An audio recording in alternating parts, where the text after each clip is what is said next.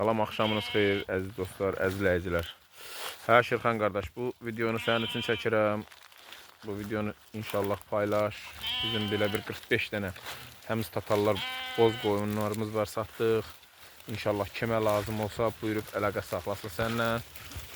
Gəlsin bax belə təmiz qan tatarlar sortu aparsın, təsərrüfatında saxlasın.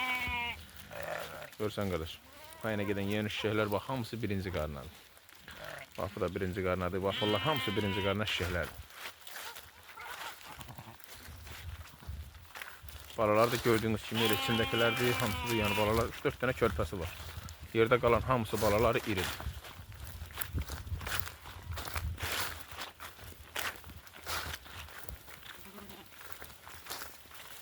Yəni belə kom da satıram. İstəyən olsa yəni seçmə də satarım. Yəni seçmə qiymət dəyişir, kom bir qiymətdir. İnşallah kimə lazım olsa buyurub Şirxan qardaşla əlaqə saxlaya bilər.